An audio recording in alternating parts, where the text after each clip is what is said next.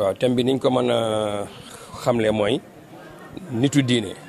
naka la war a mel naka la war a dunde naka la war a royloo ñi nga xam ni ñoom ñoo koy topp maanaam moom ni mu mel naka la ko war a dundale ak dëppale ko ñi nga xam ne ñoo koy topp ba ñu mën a mel ni moom loolu mooy thème bi su ma la ko mënee tënkal. loolu nag ni ñu koy dundee dañ ci jël Cheikh Bounama Kounta comme misaal waaw wax naa ko ci ay jataay yu bari Cheikh Bounama Kounta radiyallahu anhu bi mu ñëwee fii xam nga nit dafa lay roy ci sa wax dafa lay roy ci sa jëf dafa lay roy ci sa melokaan donc kon kilifa diine gi am na nu mu war a comporter woo ci jëfam ci waxam ci ay message yi muy jàlle parce que tey boo gisee maire wax na ko léegi ci jamono bi nu mu yàqoo nit ñi ñu tiite tey man su ma bëggee xas nit wala bu ko wax lu ma neex rek damay tëdd sama néeg defar sama benn vidéo wax lu ma neex ci àddina bi waaw kenn du xam sax fu ma nekk lu ma neex lay wax lu ma neex lay def te it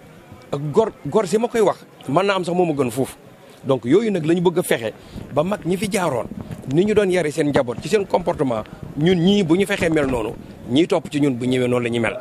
parce que am na loo xam ne tey boo ko gisee ci sama yar gis ko ci sama teggin ñi nga xam ne man ñoo ma yaakaar di samay taalibe di jébbalu ci man noonu la ñuy jéem mel mais am na noo xam ne su ma ne melee dañuy def ni baax na xam nga tey am na melokaan boo xam ni su ko journaliste bi melee journaliste bu ndaw bi bu ñëwee day jàpp ni bii moo baax fekk lu boobu moo baax waaw mais am na boo xam ni su ko journaliste bi melee ñëpp di ko xool di ko roy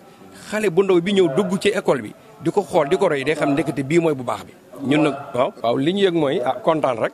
kontaan ci bu baax di ñaan it mu ñëw xam nga léegi maa ngi dégg bi mu wax ci ndox mi monsieur le maire man la ko tegoon sama loxo lu mu ci doon dafa mujjoon jël numéro ñu nekk SONES ñëpp jox ma ko jox leen sama numéro man la ñuy woo man it ñoom laay woo mais dama demoon ba lépp lu ñëw ci man du yàgg ci xalifa bi parce que affaire sénégalais li ñuy wax lu ñëw ci man rek du yàgg ci xalifa bi day yem ci man wala ci porte parole bi ba nga xamee ne nag dem naa ba kooku wax ma ni ma léegi ñi ngi ñëw affaire bi romb na Thiès ci laa soog a am fitu wax ko lii tamit li ñuy ñaan mooy yàlla may leen ci ndam loolu la ñuy ñaan yàlla waaw nit moom bu xiifee yoon bii dama ni yoonu kajoor yëpp la yoonu ndàng bi yoonu kajoor yëpp la kajoor yëpp ñoo ci jàll fii ba ndox ma ñëpp ci la ñuy jaar amul benn dëkk bu nekk fii ci ginnaaw ndàng te doo jaar ci yoonu ndàng amul mënoo dem fenn te jaaru ci yoonu ndàng soo jógee ngaay booy dem côté Tund Cuun côté kii force nga jaar yoonu ndàng boo jógee ngaay booy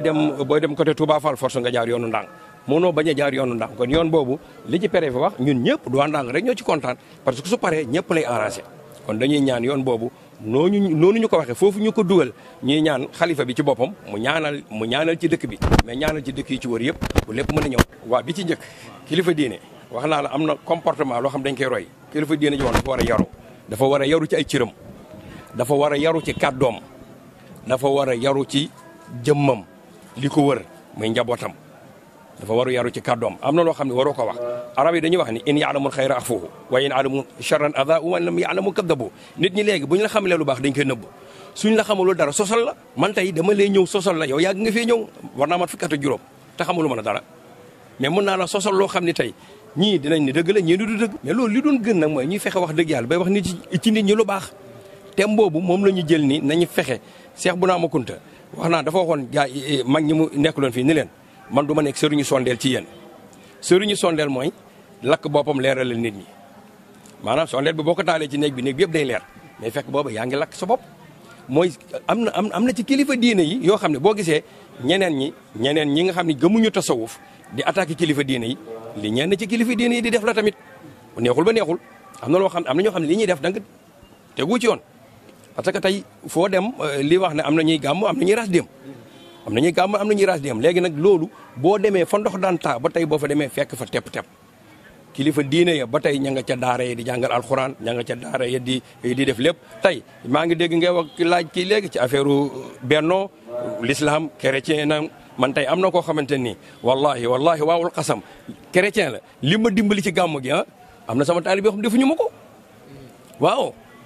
xiiwal gu bari moom ak indil ci kër ga te ni ki noonu yamale ko ci gàmm gi da koy def seen fête bu ñëw da koy def man mi bu tabaski ñëwee lu ma man ci ñoom dama koy def donc loolu jikko yu rafet yooyu moom laa bëgg sama njaboot man di ko roy ci man ba bu ëllëgee ñu xam ni ñun ñëpp ay nit lañu yàlla bi muy teral dafa woon wala qad karamnaa bani aadama teral naa doomu aadama seetewul góor seetewul jigéen seetewul ki bokk ci lislaam seetewul ki bokk ci beneen diine seetewul déedéet ñëpp la wax kon loolu